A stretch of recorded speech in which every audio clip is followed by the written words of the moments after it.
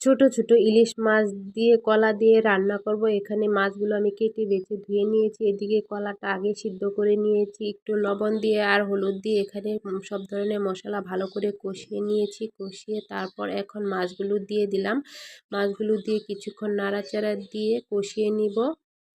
পানি ছাড়াই কষিয়ে নেব। এখন পরিমাণ মতো পানি দিয়ে আবার ভালো করে কষিয়ে নেব। কষানো হয়ে গেলে মাছগুলো আমি আগে উঠিয়ে রেখে দিয়েছি। এখন সিদ্ধ করে রাখা কলাগুলো এখন দিয়ে দিলাম।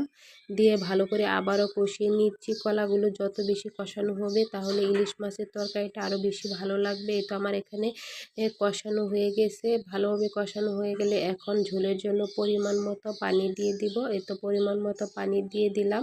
এখন মাছগুলো আমি উপরে দিয়ে দেব। সবগুলো মাছ একে একে সবগুলো দিয়ে দিব উপরে। তো এখন ঢাকনা দিয়ে ঢেকে কিছুক্ষণ রান্না করব। এই তো আমার একদিকে সব, এখানে আমার কলা দিয়ে ইলিশ মাছ রান্না হয়ে গেছে। কেমন হয়েছে অবশ্যই কমেন্ট করবেন।